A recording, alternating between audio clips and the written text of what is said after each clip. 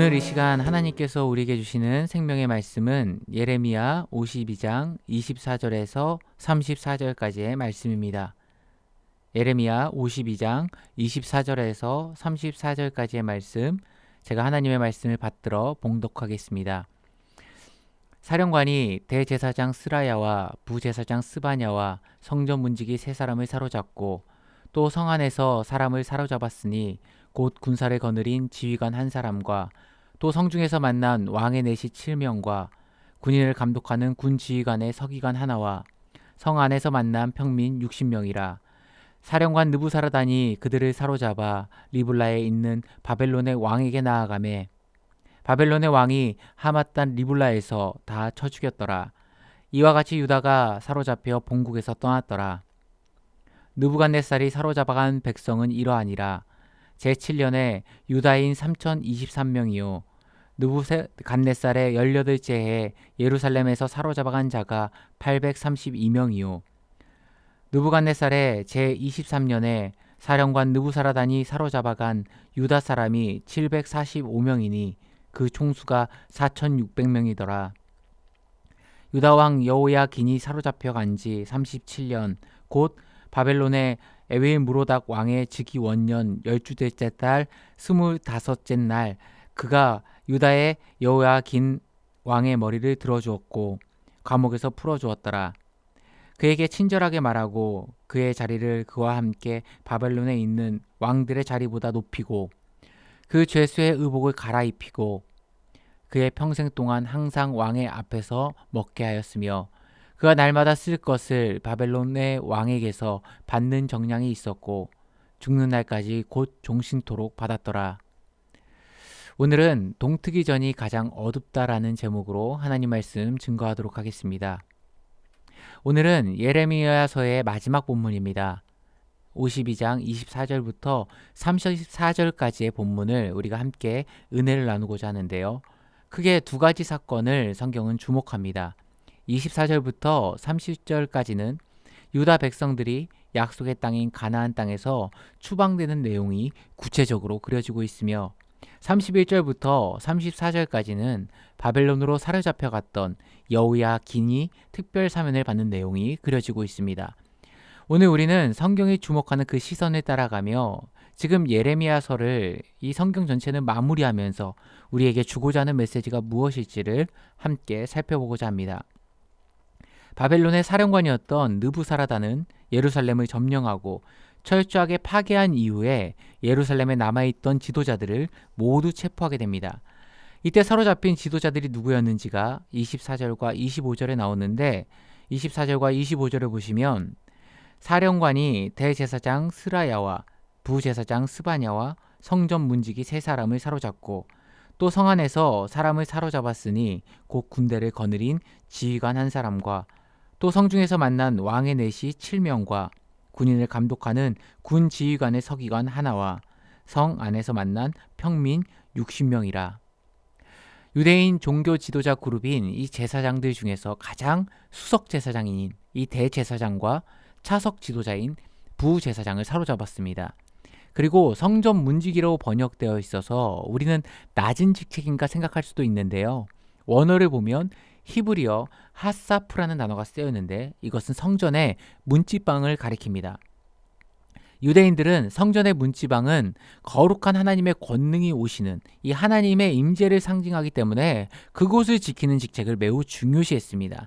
그렇게 아무에게나 맡기는 것이 아니고 이 제사장 그룹 내에서도 영향력이 있는 제사장들에게 그 직무를 담당시켰습니다. 또 뒤이어 25절에 보게 되면 군사를 거느린 지휘관과 왕의 시종과 백성을 징집하는 장관, 요즘식으로 말하면 이 군대를 징집하는 권한을 지닌 군대 장관을 잡아갑니다. 소위 말해 한 나라에 영향력 있는 지도자급들이 대거로 포로로 사로잡히는 일이 발생하게 된 겁니다. 바벨론 사령관 느부사라단은 이렇게 사로잡힌 사람들을 데리고 가는데 그 목적지가 어디였냐? 26절에 나오죠. 사령관 느부사라단이 그들을 사로잡아 리블라에 있는 바벨론의 왕에게 나아가매. 리블라, 성경에서는 때로는 림나라고 불리기도 합니다.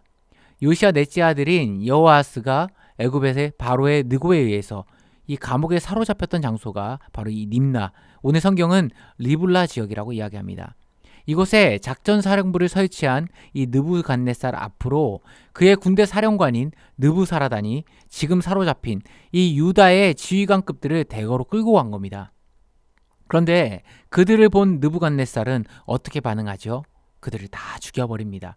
27절 보시면 바벨론의 왕이 하맛 땅 리블라에서 다 쳐 죽였더라. 이와 같이 유다가 사로잡혀 본국에서 떠났더라. 이유는 굉장히 단순합니다. 유다의 종교 지도자들과 민간 지도자들, 어찌 보면 민족주의 세력을 대표한다고 볼 수 있는 이들을 처형함으로써 바벨론을 향한 유다 민족의 저항을 원천 봉쇄하고 있는 겁니다. 유다를 재건할 지식층, 다시금 세워나갈 리더 그룹, 영적 지도자 그룹까지도 하루아침에 다 사라지게 된 겁니다. 이후로 28절부터 30절까지는 얼마나 많은 유다 사람들이 포로로 끌려갔는지 성경은 자세히 기술합니다. 첫 번째는 느부갓네살 제7년에 3023명이 끌려가죠. 두 번째는 느부갓네살 제18년에 832명이 추가로 끌려갑니다. 하지만 이게 끝이 아니었습니다. 느부갓네살 23년에 745명의 포로가 또 끌려가게 됩니다. 총 3차례에 걸쳐서 4,600명의 사람이 끌려갔다. 오늘 성경은 기록합니다. 오늘 24절에서 30절까지 유다가 겪은 일들은 우리가 읽어나갈 때 그 분위기가 어떻습니까? 상당히 어둡죠. 재건을 위해 세워져 나가야 될 지도자급들이 몰살에 당합니다. 절망적이죠.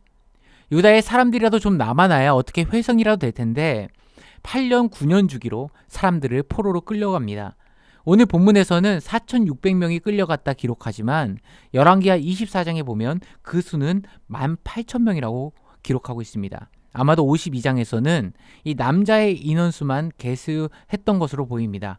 실제로 여자와 아이들까지 다 끌려간 인원수를 생각했을 때는 상당히 많은 인원수가 사로잡혀갔습니다. 여자와 아이들 어떤 의미가 있죠? 다음 세대까지도 다 포로로 끌려간 상황입니다.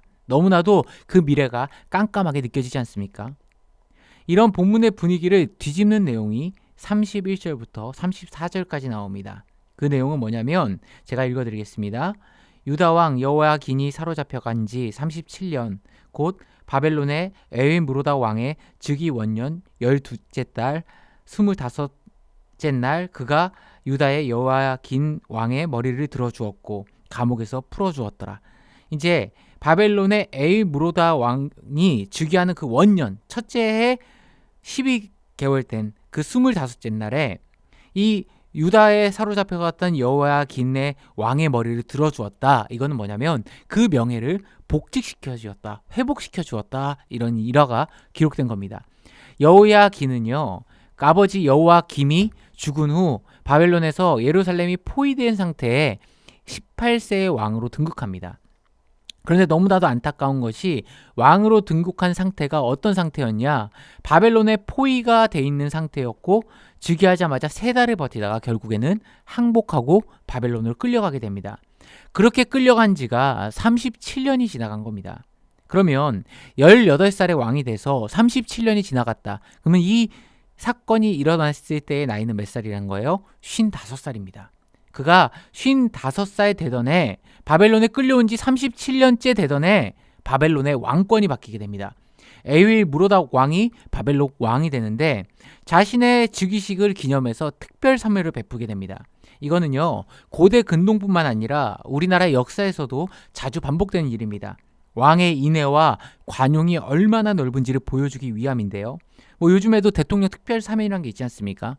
똑같이 특별 사면이 그 해에 있었다라는 겁니다. 그런데 단순히 포로의 신분에서 벗어난 것이 아니라 죄수로서의 의복을 벗고 이제는 필요한 모든 것을 공급받고 왕 앞에서 함께 음식을 나누는 유다의 왕으로서의 그 명예와 권위와 자리가 회복이 이루어진 겁니다. 그리고 그 혜택을 언제까지 누렸는가? 34절 보니까 종신토록. 쉬운 말로 죽을 때까지 그 혜택을 누렸다는 겁니다. 그러면 이 종신토록 누렸다라는 것은 여호야긴이 다시 유다 땅으로 돌아왔다는 겁니까? 아니면 바벨론에서 죽었다는 얘기입니까? 바벨론에서 죽었다는 얘기죠. 이게 중요한 겁니다. 이게 포인트입니다. 왜냐하면 예레미야 22장 26절에 보면 여호야긴에 대해서 하나님께서 이렇게 예언을 하시는데, 내가 너와 너를 낳은 어머니를 너희가 낳지 아니한 다른 지방으로 쫓아내리니 너희가 거기서 죽으리라. 22장의 그 말씀이요, 한치 오차도 없이 이루어졌다는 겁니다.